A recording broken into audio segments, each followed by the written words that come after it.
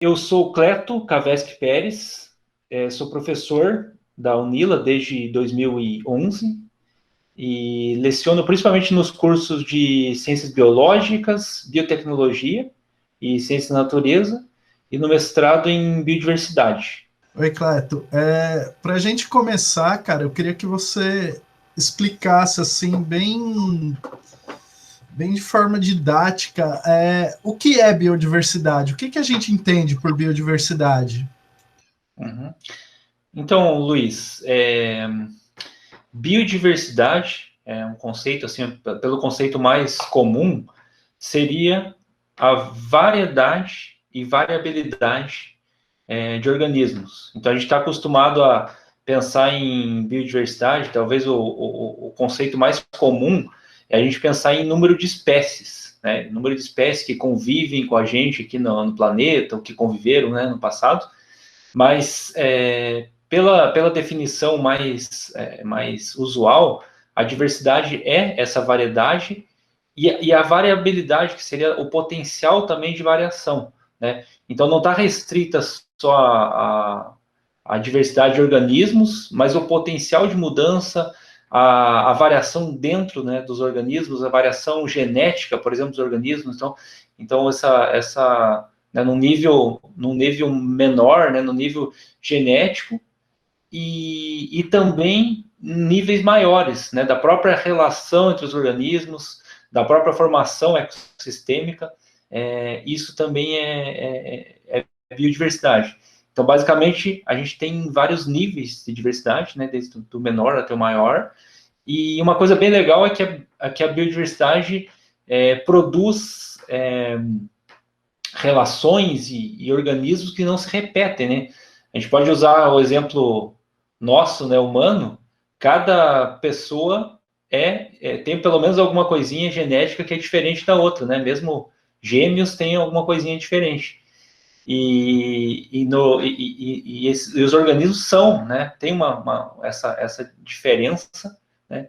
Que é o que a gente chama de diversidade. E em termos ecossistêmicos, mais ainda, porque todo o ecossistema vai ter lá uma configuração que é única, né? Então, isso é uma coisa bem bacana. Professor, como o ser humano vem gerando impacto na biodiversidade? Bom, a presença humana é geradora de impacto, né? A gente tem uma população hoje mundial que é gigantesca, né? Muito diferente da nossa população que iniciou lá na África, né? Então, os humanos tomaram conta de todo o planeta e a própria presença humana ela é impactante, né? Em maior ou menor grau, mas a presença humana é impactante. A gente tem todas as nossas atividades impactam, né? O excessivo consumo de recurso, né? A poluição que a gente gera de resíduo, mas o maior impacto que a gente tem no ambiente ainda principalmente no ambiente terrestre, é a destruição florestal. Assim, desflorestação ainda né, destruição de hábitat, né, que a gente poderia falar mais corretamente, é ainda o nosso principal impacto, né?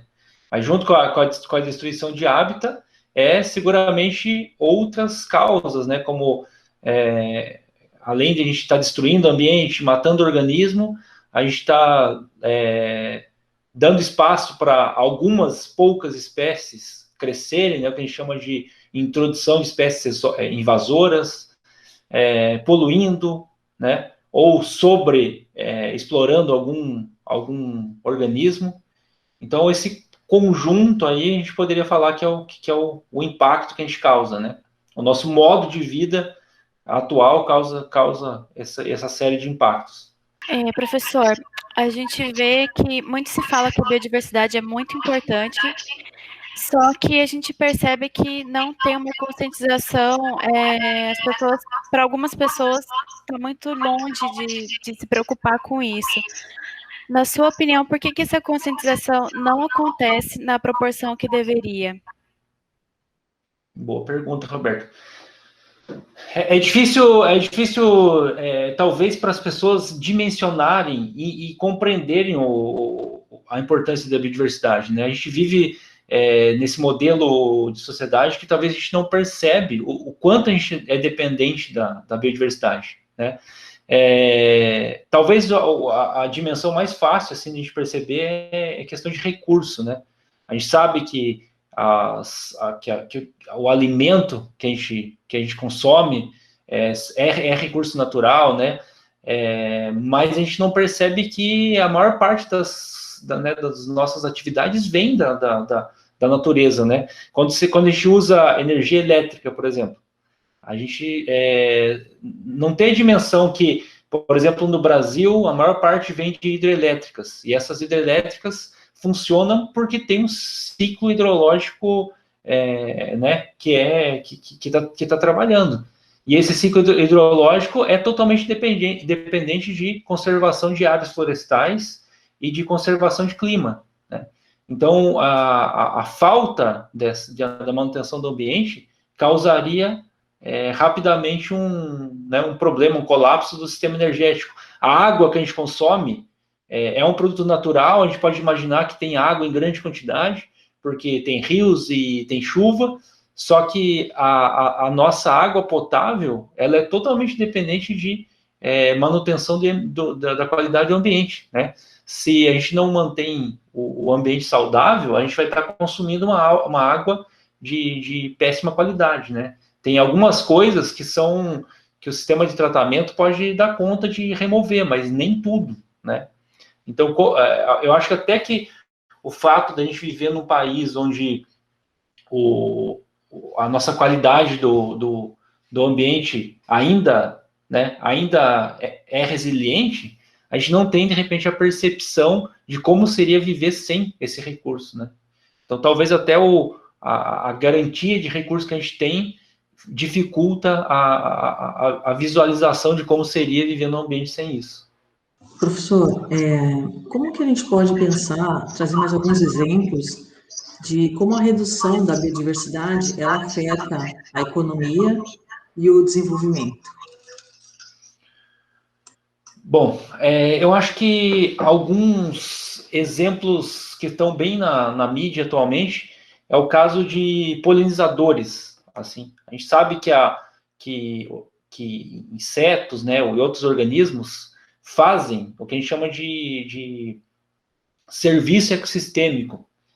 Então, esses polinizadores garantem a produção de vários produtos que a gente consome, de várias frutas, vários produtos que a gente consome. E a ausência desses polinizadores, ou seja, se a gente extingue esses polinizadores, a gente vai deixar de produzir uma grande quantidade de produtos. Então, assim, se a gente deixa de produzir, se a gente não tem esses polinizadores, a gente vai perder uma grande quantidade desses produtos, né? Então, esse é um exemplo de como a biodiversidade afeta diretamente a nossa economia. A gente poderia também pensar em mudança de ciclo hidrológico e o efeito no regime de chuvas, né? O quanto que isso impactaria a energia, né? O setor energético, ou mesmo o regime de chuvas poderia estar afetando a agricultura aqui na região sudeste. Então, são efeitos diretos da biodiversidade nas atividades humanas.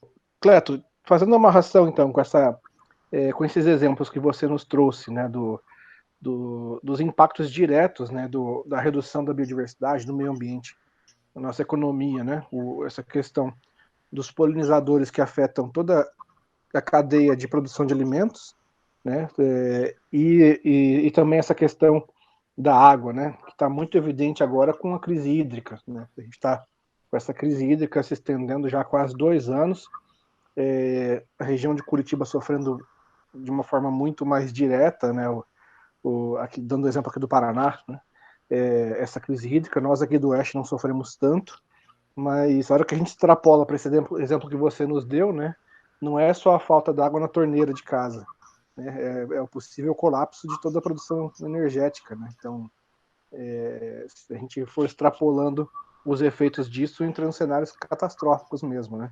Sim. Eu queria te perguntar sobre esse contexto, né? Que as notícias estão dando para a gente o panorama de que não está nada bem com o nosso meio ambiente, né? Crise hídrica de um lado, desmatamento de outro.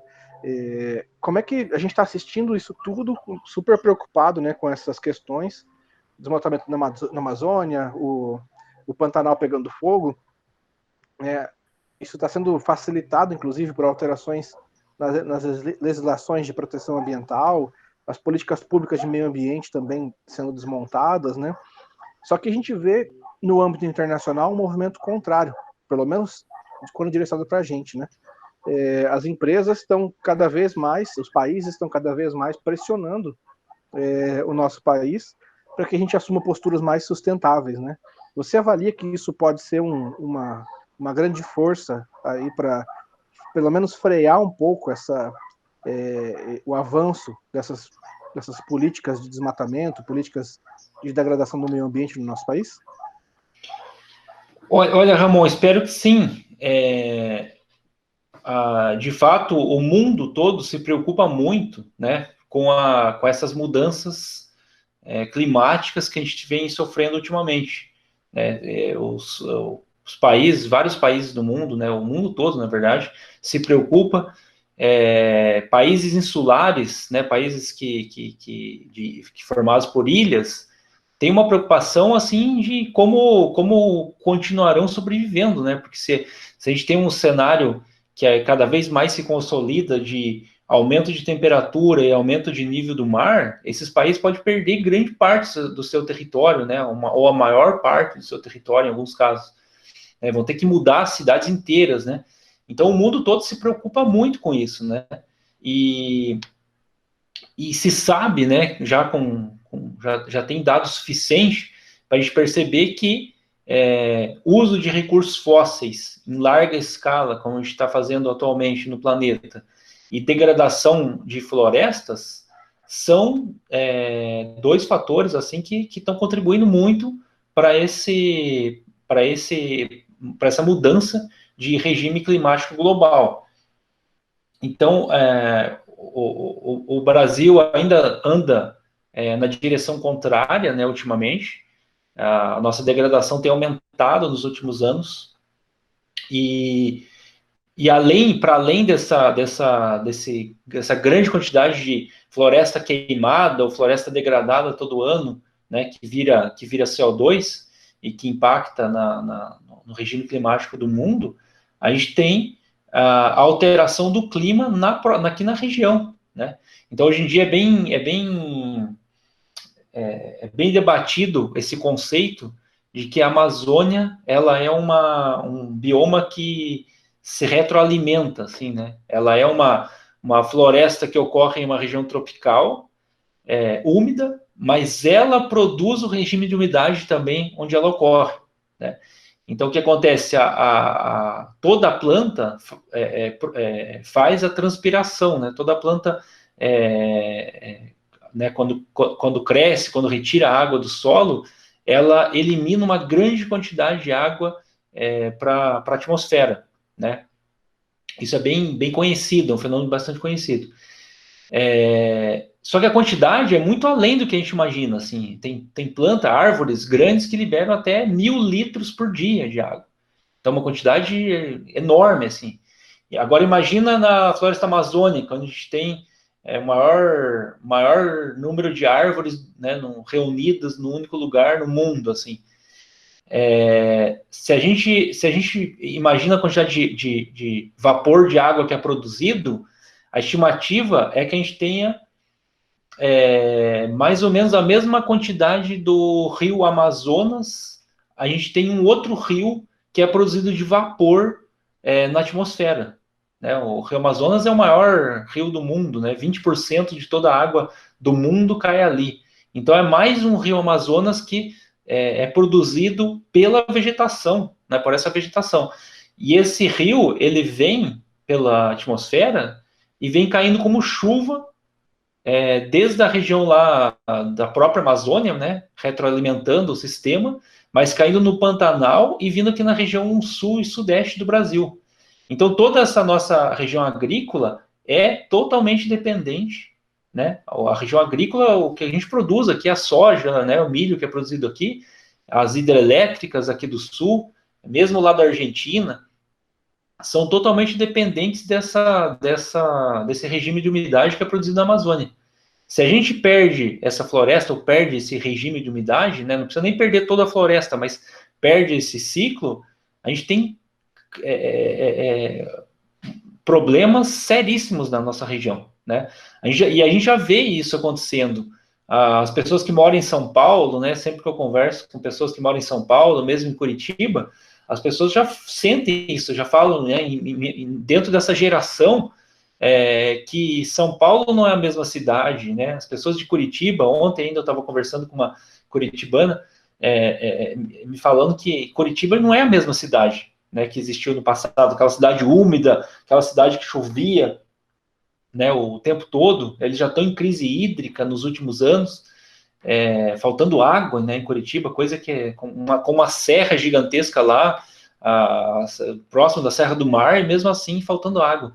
Então a gente consegue perceber que já tem efeito local, efeito para o próprio país, né, muito danoso, e muito provavelmente, lógico que tem também regime climático, né, laninha aí, mas muito dessas mudanças, os incêndios do Pantanal, são já efeito da destruição lá da região amazônica. Então é inegável, assim, os problemas que a gente tem, e o mundo todo olha com certa apreensão, assim, o que está acontecendo no Brasil, porque, como eu falei, a gente está sofrendo efeito no mundo todo, acho que o mundo todo está preocupado, só que o Brasil, claramente, nos últimos anos tem andado para trás, né? Ou tem mirado, né, um olhar retrógrado, assim, em relação à proteção. Professor, muita gente fala sobre desmatamento na Amazônia, mas eu queria que o senhor falasse um pouco mais sobre a nossa região, quais são os desafios locais que a gente tem que enfrentar relacionado ao meio ambiente. Roberta, a gente tem, eu pensaria assim, dois eixos, assim. O primeiro deles é o desafio de proteger um dos últimos remanescentes que a gente tem de Mata Atlântica, que é o Parque Nacional do Iguaçu. A gente tem aqui, do nosso lado, essa reserva, que é uma reserva super importante de Mata Atlântica, e é uma área de proteção integral, né, que ultimamente vem tendo vários conflitos, né, volta e meia tem projetos para reabrir a estrada do Colono, né? Então a gente tem o primeiro desafio, assim, é proteger essa área, porque essa área é super importante, né? Embora a gente veja vários fragmentos ou várias pequenas áreas florestais, essas áreas são importantes, né? Essas áreas também são fundamentais, né, nesses serviços ecossistêmicos, né, de proteção de polinizadores e tal. Essas áreas naturais, por mais que a gente tenha florestas, né, pequenos fragmentos, essas áreas de proteção integral são áreas de reservatório de biodiversidade, né? Então, a manutenção dessa biodiversidade é super importante para a própria resolução de problemas no futuro. Então, a gente tem uma diversidade que a gente não conhece, né? Seguramente tem muitas plantas, animais, micro-organismos que a gente nem sequer conhece, e que no futuro vão imaginar, né, como produzindo moléculas que vão salvar doenças, né? Ou produzindo moléculas que vão ser transformadas em novos produtos, né, para melhoria da nossa qualidade de vida. Então, essa garantia de proteção nessa floresta, né, nessa reserva de proteção integral, é o nosso primeiro desafio, né? Manter essa área, que já é um último fragmento, manter essa área que ela é super importante. O segundo é manter o mínimo de qualidade no restante das áreas, né? A gente tem aqui um cenário de agricultura intensiva, né, onde as áreas foram completamente né, as florestas foram destruídas para se tornarem plantações. Então, a gente tem que ter o mínimo de cuidado com essas áreas, né? Embora já sejam, de fato, áreas de cultivo, mas tentar métodos de cultivo menos danosos, né? Métodos de cultivo que não sejam tão destrutivos, né? Por exemplo, curvas de nível, plantio direto, né? Ou seja, métodos que danificam menos o solo, manter vegetação ciliar, né, nas florestas, né? A vegetação ciliar é super importante para que esse efeito não vá para a água, não vá para os mananciais. E a gente tem aqui um uso, né, da água bastante intenso. A gente tem criação de peixe, a gente tem o próprio uso agrícola da água. Então, manter a qualidade da água é super importante. Se a gente começa a usar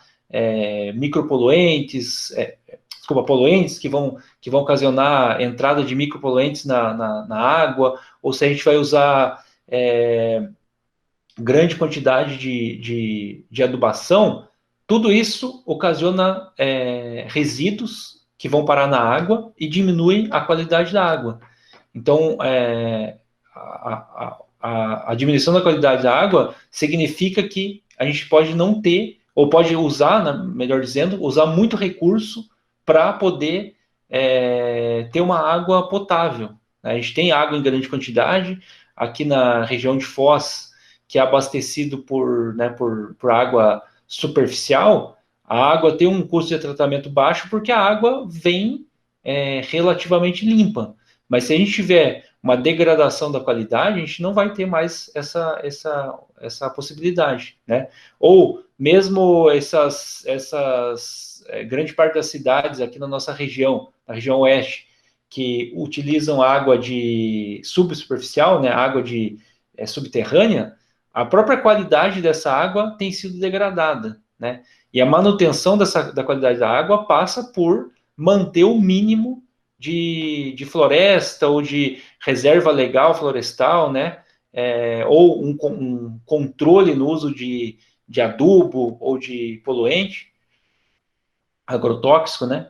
Então, eu acho que esse desafio ele é duplo, assim, primeiro de manter essa área de proteção integral e segundo, dessa área que já está degradada, a gente tentar manter o máximo possível de qualidade, né? Até que essa agricultura possa a ser feita durante muito tempo, né? Sem ser degradado o solo. Cleto, eu queria aproveitar que você falou da qualidade da água e do cuidado com o solo.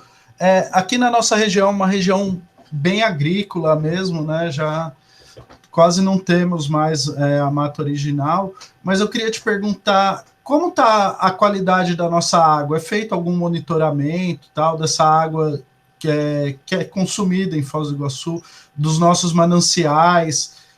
Você sabe como está isso? Existe algum trabalho de monitoramento? Como está essa qualidade? Assim, em larga escala, não, né?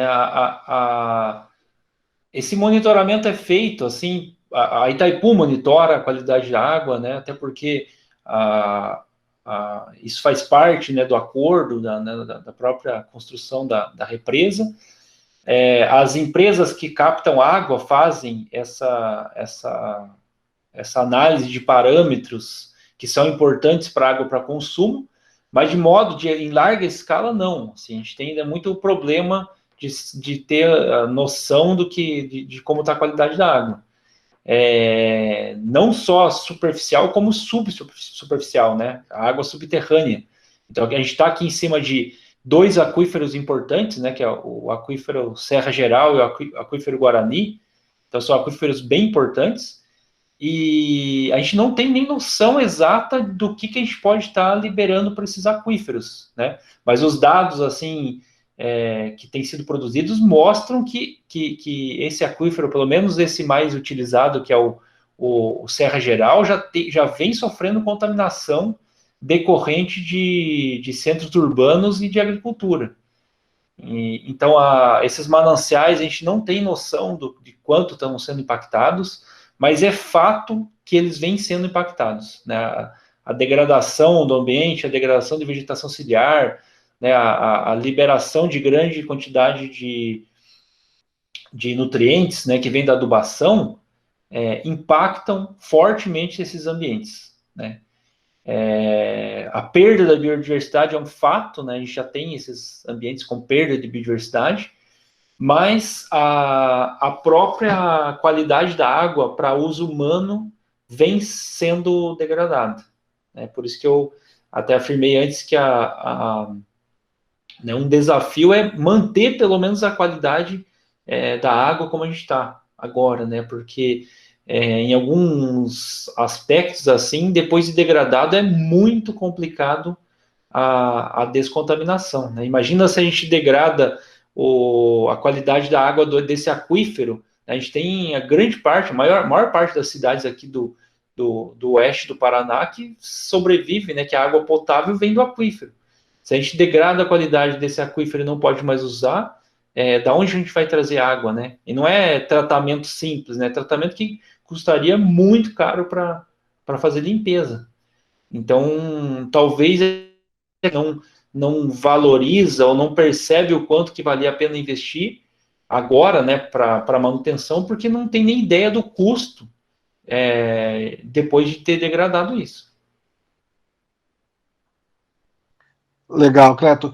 Acho que para puxar um pouco continuar nessa linha, né, da riqueza desse meio ambiente que a gente tem no nosso país, na nossa região, puxar de novo o conceito da biodiversidade, né, que a gente tratou lá no começo. Sim.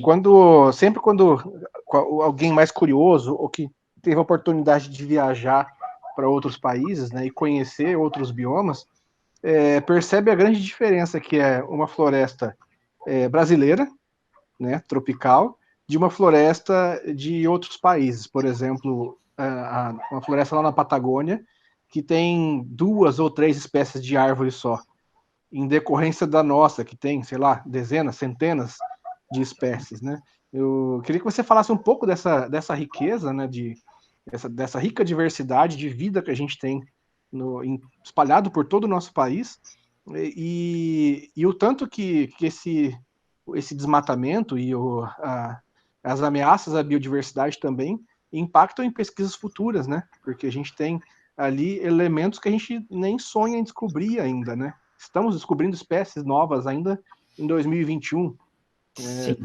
Então, o que isso pode impactar no futuro aí do nosso mundo? Perfeito. Ramon, a biodiversidade ela é imensa, né? A gente sabe que a gente tem um levantamento de em torno de 1,7 milhão de espécies documentadas no mundo. Só que uma coisa que é fato, assim, que é totalmente consensual, é que seguramente, no mínimo, tem mais esse mesmo número para ser descoberto, né? A gente tem a percepção, talvez, da pessoa mais leiga, é que a gente já conhece tudo e, né, já explorou tudo que tem que ser explorado. E é muito diferente disso. A maior parte da biodiversidade não foi nem conhecida até agora, né? Existem estimativas de que... Então, a gente tem 1,7 milhão, mas tem estimativas que esse número chegue a 10, a 30 milhões, ou com o teto até de 100 milhões de espécies. Então, a maior parte da biodiversidade não foi descoberta. E a maior parte da biodiversidade ocorre nas regiões tropicais, né? Regiões tropicais. Por isso que a gente fala sempre de Amazônia, Mata Atlântica. Então, essas regiões tropicais é onde tem a maior diversidade. E é justamente onde a documentação ainda tem uma lacuna, né? Então, no Brasil, a gente tem documentado, o último levantamento aí está em torno de umas 50 mil espécies de plantas, né? Já é um número muito grande. Isso já coloca o Brasil como o país mais mega diverso do planeta. Só que a gente tem muito ainda por descobrir, né? E o que significa conhecer essa biodiversidade? A biodiversidade é um capital, né? O que significa conhecer essa biodiversidade? Significa conhecer moléculas novas, né? Produtos novos. Então, você pode pensar a biodiversidade como um experimento, né? Um experimento evolutivo. Vamos imaginar que por centenas de milhões de anos, na verdade, bilhões de anos, a natureza, né, foi experimentando. Então, essas relações entre esses organismos foram acontecendo, espécies de fungos, de bactérias podem eventualmente estar atacando essas plantas, né, esses animais, e ao longo de todo esse processo evolutivo, foram ocorrendo seleções de moléculas ou de mecanismos para combater, né, ou para que essas espécies sobrevivessem. Então, a quantidade, o tipo, né, de moléculas que pode ocorrer nessas plantas, nesses micro-organismos, nesses animais, são coisas inimagináveis, né? São coisas inimagináveis. Moléculas que nunca a gente vai imaginar né, ou jamais um computador vai prever que existam, podem existir por essa seleção de milhões de anos.